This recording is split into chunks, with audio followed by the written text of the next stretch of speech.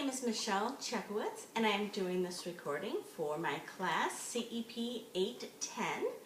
And the purpose of this activity is we are talking about tools and repurposing tools. So for this activity, I had enlisted two helpers.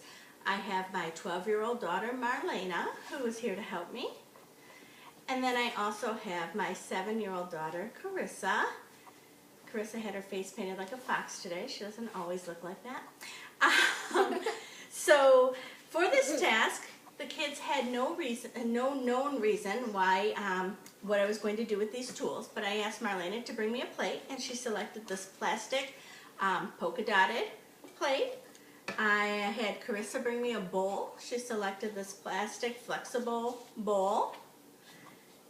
I asked Marlena to bring me a kitchen utensil, and she selected this wooden spoon. So I have this wooden kitchen utensil spoon.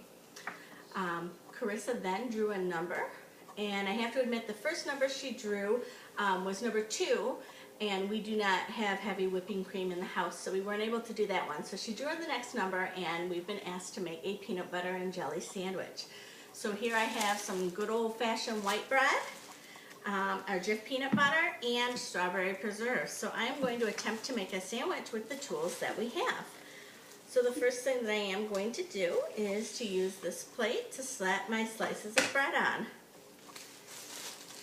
And to do that, I'm just going to take out 2 slices of bread, put them here, and I am going to ask my helper Carissa to please replace the bread into the kitchen. Thank you, dear.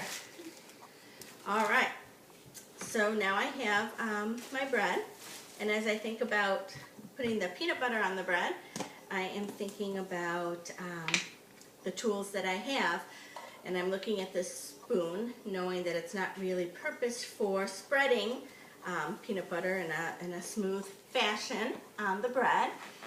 The first thing I notice, it's got an indent on the inside, and I'm afraid the peanut butter would stick in there.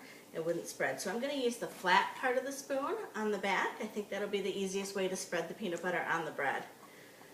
So as I scoop it out here, I'm going to put it here on the bread and try to spread it.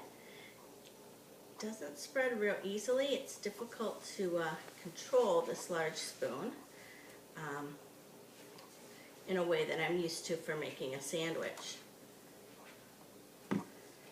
Add a little bit more peanut butter and see if we can't kind of even it out in a nice, smooth, even fashion, so that the person eating it won't necessarily get one giant mouthful of peanut butter in one bite. So I've done that. Here's the peanut butter spread onto my bread using the back flat portion of this wooden spoon. And I'm going to ask my helper Marlena, can you please return the peanut butter to the kitchen? Thank you. Next, we have the preserves, which I'm going to put on the other slice of bread. But the first thing that I notice is that this flat part of the spoon, which I might have used, has peanut butter on it, and I don't necessarily want to put that into the jar. So I think what I'm going to do is use the back end of the spoon, and I am going to kind of bring out some of the jam and then smooth it using the flat part of the wooden spoon again. So noticing that this tool is not really purposed for making peanut butter and jelly sandwiches. I want to make sure that I'm bringing out a little more than I had anticipated. And now it's sticking to the back of the spoon, which will make it hard to hold. But I've chosen to repurpose this tool like this to help me get the jelly out. And now I'm going to carefully turn it over and spread it across the bread the same way that I did the peanut butter, hoping to get a nice smooth, even covering for the sandwich. So the plate, I think, might have been pretty suited for this fashion, but the wooden spoon is really not at all suited for this type of a task. So we've had to be creative and to repurpose it in such a way that we were using portions of it. I now have my peanut butter and jelly sandwich put together.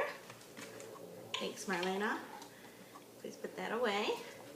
And so I think the next thing I wanted to talk about is how nice it would have been to have a butter knife, or even a regular stainless steel spoon that I had a nice smaller tool that I could control better. Not only that, but I think it could smooth things out a little bit better than the wooden spoon had, and also is a thinner tool to use. The last task in making our sandwich is we always slice them in half, and I'm just wondering how I might do that using this tool, because it doesn't have a straight edge at all. It doesn't even have a thin edge. The whole, I would say the thinnest part is probably at the top, and that's still a good, I don't know if you can see, but it's still a good 1/4 of an inch thick, and that's about the thinnest part of the spoon. So I think what I'll have to do is to use it and press down and score it across, and then maybe try to pull it apart. So that's what I'm going to attempt to do. I'm going to press down. I'm using an up and down fashion because this can't be used in a slicing fashion, so I have to repurpose it like this. You can see it's kind of scored the sandwich across, and I'm going to turn it over, score it again on the back side, and